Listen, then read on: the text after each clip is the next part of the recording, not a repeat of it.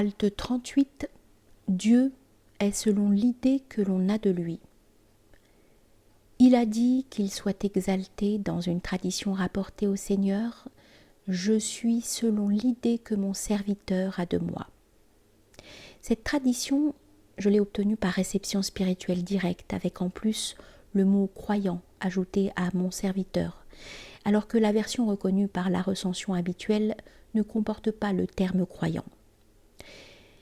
Par dhan, il faut entendre ici ferme conviction, ferme credo, comme lorsqu'il est dit dans le Coran, ceux qui pensent qu'ils vont rencontrer leur Seigneur. Car la pensée intense est comme la science. Le sens de cette tradition est qu'il soit exalté selon la conviction de chacun. Mieux encore, il est l'essence de cette conviction. Ainsi, toutes les croyances des créatures, en tenant compte de leurs différences, Dieu est selon ou auprès d'elles, autrement dit, il en est l'essence. Il est conforme aux convictions que les créatures se font à son sujet, que ces dernières soient vraies ou fausses au point de vue de la forme extérieure des différentes lois sacrées. Cependant, celui dont la croyance coïncide avec la forme extérieure de la loi, sa conviction est juste extérieurement et intérieurement, alors que celui dont la croyance diverge de la forme extérieure de la loi n'est dans le vrai qu'intérieurement et non extérieurement. Sa croyance est vaine et coupable. Sous un autre rapport, le sens de cette tradition est que si quelqu'un est fermement persuadé que tout ce qui est d'ordre sensible, intelligible ou imaginal n'est que Dieu se manifestant par ses différents états, alors Dieu est selon la conviction qu'il s'en fait, et il est bien réellement ainsi qu'il soit exalté, puisqu'il est en effet l'essence des choses par sa propre réalité qui s'autodétermine, alors que les choses en elles-mêmes sont du néant sans consistance.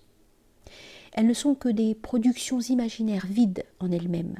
Par contre, s'il est fermement persuadé que Dieu, qu'il soit exalté, est radicalement différent de tout ce qui est d'ordre sensible, intelligible, conjectural ou imaginal, alors Dieu est selon sa conviction, c'est-à-dire qu'il est ainsi selon sa réalité essentielle absolue. Ou encore, s'il est fermement persuadé que Dieu, qu'il soit exalté, est d'ordre sensible tout en étant d'ordre suprasensible, intelligible tout en transcendant l'intellect, saisissable par l'imagination tout en échappant à celle-ci, il est bien ainsi, synthèse des oppositions et des contraires. Mieux encore, il est les oppositions et les contraires mêmes, acceptant les qualifications du nécessaire et du contingent.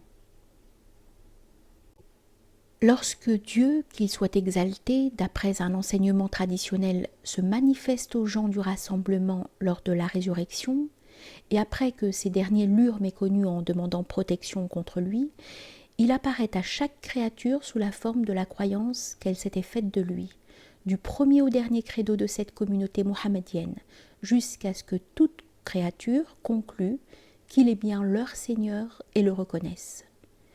Le signe de reconnaissance qu'ils invoqueront comme faisant le lien entre eux et leur Seigneur n'est autre que les convictions qu'ils se sont faites à son propos, persuadés qu'ils sont que Dieu est comme ceci et non comme cela.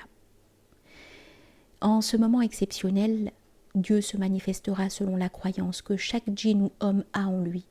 S'il en restait un seul auquel il n'apparaîtrait pas selon son credo, celui-ci ne pourrait conclure qu'il est son Seigneur. Mais cela n'arrivera pas, et Allah contient tout et sait tout.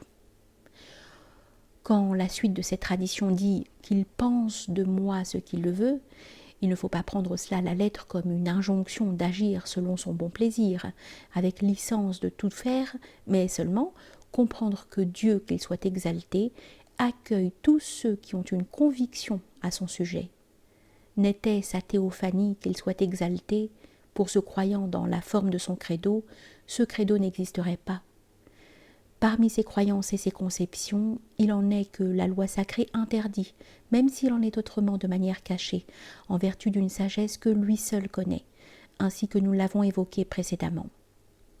Allah, en effet, n'ordonne jamais d'accomplir l'abominable, qui n'est autre que ce que la loi interdit, puisqu'il n'y a pas pour nous d'autres sages que lui. Aussi, la fin de cette tradition énonce-t-elle que si c'est un bien, ce sera bien, et si c'est un mal, ce sera mal. Le bien, c'est de penser au caractère divin et de concevoir la transcendance dans l'immanence et l'immanence dans la transcendance, ainsi que le révèlent les Écritures sacrées, les enseignements des envoyés sur la paix. Le mal, c'est de ne concevoir que la transcendance ou que l'immanence. Il n'y a pas plus borgne que celui qui prend parti exclusivement pour l'une des deux. Le parfait, lui, voit avec ses deux yeux. Contemplant les deux vérités, il reconnaît les deux plans de réalité, celui de l'absolu et de la transcendance, et celui du conditionné et de l'immanence. Ainsi voit-il simultanément l'absolu dans le conditionné dans l'absolu, la transcendance dans l'immanence dans la transcendance. Ceux-ci ne le voilent pas à cela, et inversement.